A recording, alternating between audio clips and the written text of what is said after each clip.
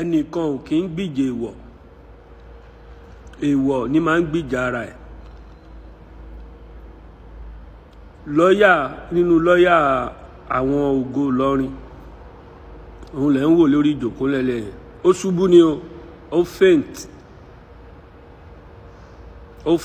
ó ṣubú bí wọ́n ṣe jáde nínú court wọ́n fẹ́ interview ẹ̀ máa padà rí fídíò yẹn, full fídíò ẹ̀ máa padà rí bóyá jáde nínú court tí wọ́n rí àwọn fídíò kámẹ́rà tí wọ́n fẹ́ lọ interview ẹ̀ bóyá ṣubú lóòró nìyẹn. Síbí ìkejì ẹ̀ ló ń sọ ní last time pé ìbínú Ọlọ́run ló ń ṣẹlẹ̀ síta lọ́lọ́run, ẹni tẹ́ tì mọ́lé lórí pé ó sọ̀rọ̀ sí yín tó yẹ pé nínú òfin Nàìjíríà gan tó bá máa dá ẹjọ́ ẹnìyẹn pé kó lọ sẹ́wọ̀n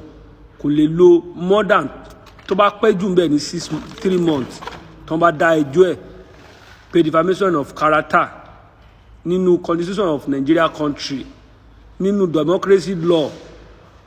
wọn ò lè fún irú ẹnìyẹn ju 3 months imprisonment lọ. So ta lọ́lọ́run sì ti spend more than 60 days nínú prison tẹ̀físí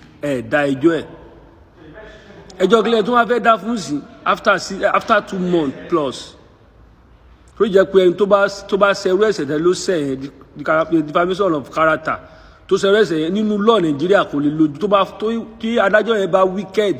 tó máa fún ní 6 months. But now it's closing to 6 months. Ẹjọ́ ò lẹ tún fẹ́ dá ẹ tún wá jáde ní last court lọ́yà kan sọ náà àwọn lọ́yà Ògo Ìlọrin pé ìbínú Ọlọ́run ló ṣẹlẹ̀ sí ta lọ́lọ́run. Now inú ta lọ́lọ́run àtàwọn lọ́yà yín ta ni ìbínú Ọlọ́run ṣẹlẹ̀ sínsìn ìgbà tẹ́ ń fi ìyà jẹ aláìṣẹ̀ ẹ̀ ń wò pé ẹ̀yin ní agbára ẹ lè ṣe ohun tó bá wù yín. Ọlọ́run ọba Elédùmarè dẹ̀ ń wò yín. Ta ni ìbínú Ọlọ́run ṣẹlẹ̀ sínsìn wọ́n ti rọ́ọ̀ṣẹ̀ lọ hospital ẹ wo wàhálà tẹ́yìn náà tẹ́ kóra yín sí, ẹ wo dààmú tẹ́ kóra yín sí, ẹ lè sùn ẹ lè wo lórí pé ẹ gbé alára ẹran bíi titi yín ẹ gbé tìta tì mọ́lẹ̀ ẹ fi yà tí ò necessary ẹ fi ń jẹ ẹ wá ń defend irọ́ láti jọ yìí ẹ ń parọ́ fáwọn ọmọ Yorùbá ẹ ń kó wa sóko ẹrú ẹ ń dà lámọ̀rí wa rú ẹ wá ń wá wíjàre lórí mídíà síbí lọ́yà yín ló ṣubú lulẹ̀ yìí kúlẹ̀ tẹ́ fi gbé lọ hospital kúlẹ̀ tẹ́ fi kakùlù sí yù sí lórí kó dìde kúlẹ̀ tẹ́ fi kakùlù sí yù sí létí àbí lórí kó dìde kílẹ̀ gbé lọ hospital fún ẹ̀ ń kẹ̀yìn àwọn ọmọ Yorùbá síra wa ẹ̀ ń da omi àlàáfíà lúrú in the name of ẹ̀sìn ẹ̀ ń kẹ̀yìn wa síra wa ẹ̀ ń divide wa ẹ̀ ń sọ wá di ọ̀tá ara wa nílùú bàbá wa nílùú ìyá wa nílùú abínibí wa torí pé ẹ gba ẹ̀sìn kan wá láti ibì kan ẹ fi ń divide wa ẹ fi ń domi àlàáfíà lúrú ẹ lè ṣiṣẹ́ ẹ fúnjọba ní support ẹ wá bí tẹ̀síwájú ti délẹ̀ Nàìjíríà ẹ wá ń ṣẹrú ayé kiri àwọn ìjọba wa náà wọ́n fún yín ní support. Èmi ò tí ì rí ìjọba òun lágbàáyé níwọ̀n ọba ìrírí ayé tí mo ti rí inú ayé mi tí ì rí ìjọba country ọ̀hún tí ń kó owó tó yẹ kó fi develop country títí ẹ̀ tí wọ́n á fi ń sponsor àwọn èèyàn lọ sílùú onílùú mi tí ì rí ìjọba òun lágbàáyé. Àwa ń pariwo pé a níná a lómi a lọ́spítù a lọ́nà báwo la sì fẹ́ ni ìgbà tá a bá continue láti máa lóru life yìí ẹ wo iye owó tá à ń kó lọ sí another man's country every year tá lọ bá wọn worship òrìṣà tí wọn níbẹ̀ tí bí nǹkan táwọn ń sọ nìyẹn ẹ sọ wá di ọ̀tá ẹ ń kẹ̀yìn àwọn ọmọ Yorùbá síra wa ẹ ń sọ pé bínú Ọlọ́run ní ṣẹlẹ̀ sí ta lọ́lọ́run nínú ta lọ́lọ́run àtẹ̀yìn ta ní bínú Ọlọ́run ṣẹlẹ̀ sí báyìí ẹ̀yin lọ́yà tẹ́ mọ duty yín ẹ lè sọ fact jáde lẹ́nu sáwọn èèyàn bí lọ́yà yìí ló bẹ̀rẹ̀ sí ní bú àwọn ọba wa ní last time kan tán lọ court bóyá bí second to the last one ó sọ pé àwọn ọba àtàwọn èso ọba tí wọ́n pé kó dìde tí wọ́n mọ̀ dìde òun rẹ̀ balance àwọn ọba wa ọ̀nà sọ Yorùbá lẹ́nu ẹnìkan kì í gbìjà èèwọ̀ ní máa ń gbìjà ara ẹ̀ àwọn ọmọ tó ṣe ọ bóyá jẹun kó tó kúrò lé ní nobody know bóyá olóde fẹ́ fìrò ní para ẹ nobody know ìwà àgbàlagbà lé ayé ara ibi tó bá ojú orí ẹ̀ dé ẹ wá ń fìyà jẹ aláìṣẹ̀ lọ́ọ̀yà ni ẹ̀ṣẹ̀ tí wọ́n ní ta lọ́lọ́run ṣẹ̀ yẹn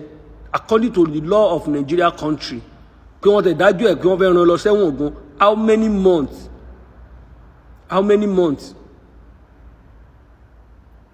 many months ẹ kóra yín sínú wàhálà ẹ kóra yín sínú ìdààmú ayé àwa kàn ń wò yín ni o à ń wò yín ẹ mọ lùlù ẹ dẹ̀ mọ dárin lọ àwa níṣẹ́ àwa ń ṣiṣẹ́ àwọn ò lè jókòó sórí mídíà ká máa rojọ́ bẹ́ẹ̀ náà ṣe ń rojọ́ yẹn àwa ń sáré ọjọ́ ọ̀la wa báwo ni yóò ṣe níjà wa náà báwo ni yóò ṣe níjà àwọn ọmọ táwa náà ń bí kalẹ̀ kò síbi kankan tẹ́ ń gbà tẹ́ ń support ìjọba Nàìjíríà kò sẹ́ni tó ń ṣe táàsì nínú yín kò sí ẹ ṣe tax ẹ̀dẹ̀ sọ pé Nàìjíríà ò dáa owó tó yẹ kí Nàìjíríà wo àwọn mineral resources tiwa tí ìjọba tún ń tà tó yẹ kó tún máa fi develop a little by little ẹ tún kó end of year ẹ tún kó lọ sí another man's country ẹ lọ bá wọn worship sáwọn níbẹ̀ ẹ̀yin ọmọ Yorùbá ẹ ronú divide don't divide wa in the name of religion it's okay we are all black ẹ jí ká ríra wa gẹ́gẹ́ bí ọmọ ìyá ọmọ bàbá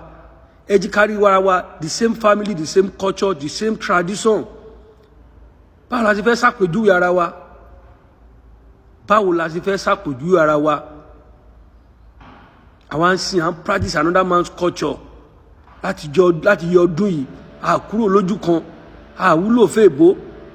a sọ́ọ̀tì fúnjọba a wúlò faraàlú ẹ wá ń wá wíjàre lórí social media ẹ wò olúwa bó ṣe rí kò sí gọ́tà tójò bá rọ̀ ilé ò safe kí ló dé ẹ jí ká ronú náà èó lọ́ọ̀yà ó wà láàrin public ó ṣubú ó kàn ṣubú just like that ẹ jẹ́ pé bóyá pé nǹkan kan ṣe ẹ ṣe kápùlì sí lérí kó dìde kí lẹ gbé lọ sọ́spítù fún táyé pé ọlọ́run tẹ́yìn bá ń sìn ọba lè gbà yẹn lẹ̀ tó ṣe pé rọ́lẹ̀ ń pa ẹ ṣe kápùlì sí létí àbí lórí kó dìde ẹ ń pariwo omi tẹ́yìn lòdì sí ìyá mi Ọ̀ṣun Ṣàngẹ̀sí olólàájú àwẹ̀dẹ kó tó wẹ̀mú omi tẹ́ lòdì sí síbóhùn lẹ́ ń pariwo ńgbà tá burú ṣẹlẹ̀ sọ́ta yín síbóhùn lẹ́ ń pariwo yẹn ibómi lẹ́ ń pariwo omi tẹ́yìn lòdì sí pé Ọlọ́run ọba Elédùmarè ló dá tíyàwó Ọ̀ṣun Ṣàngẹ̀sí tó sì fi ń ṣe ìwòsàn fún gbogbo ọmọ adúláwọ̀ tẹ́yìn lòdì sí síbóhùn lẹ́ ń pariwo ńgbà tí lọ́ọ̀yà yín ṣubú yìí kùlìsí yóò ṣe gbé dìde láìláì lọ́láwò ṣe gbé dìde ẹ̀yin ọmọ Yorùbá ẹ̀yin ni kẹ́ ronú àwọn òmọ̀rọ̀ sọ jù báyìí lọ ìwọ tó bá tún mọ̀ sọ ju àwa lọ tó lè educate àwọn ọmọ Nàìjíríà àwọn ọmọ Yorùbá pé ká wake up ká kúrò lójú oorun ìwọ náà dìde kò ṣe ẹjí ya máa ṣerú lu onílùú káwa náà proud àṣà àti ṣe tiwa náà ìtàṣe yìí ti tó okò ẹrú ta wà yìí ti tó ẹjá padà sílé that's what we are talking about ẹ fi gbogbo ìlú ẹ fi kọ́ mọ́sálásí sí kò sí develop kankan kò síṣẹ́ ẹ̀yin náà wo ilé ẹ̀yin àfà tẹ́ ń kóra yín kiri ẹ̀ níṣẹ́ tó yẹ kó gbogbo yín bá ń ṣiṣẹ́ tẹ́ ń san tax fúnjọba Nàìjíríà sílùú wa ò ní dájú báyẹn lọ ẹ̀ lóko ẹ̀ lódò kò síbi tẹ́ ẹ ti support ìjọba bọ́rọ̀ election náà bá dé ẹ gbowó lọ́wọ́ ìjọba náà ni bọ́rọ̀ bó bá dé ẹ gbowó lọ́wọ́ ìjọba náà ni kílẹ̀ yín wá fẹ́ fi support orílẹ̀-èdè wa I then can pledge Nigeria my country. Mo tún mọ ohun tẹ́ ń kà lè support ìlú yín ẹ wá ń support ẹ wá ń jà nítorí bàbá oníbàbá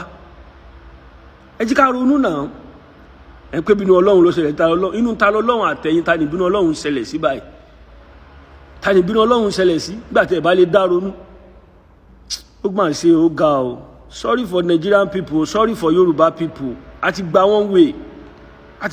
way. Báwo la ti fẹ́ ṣàpèjúwe ara wa? Ibo la ti ń bọ̀? Where are we coming from? Àwọn kékeré bàbá oníbàbá láti jọjọ́ yà lè dá ronú. Ó ga o. Ẹni tó ṣe léyìn fún wa kò try rárá o.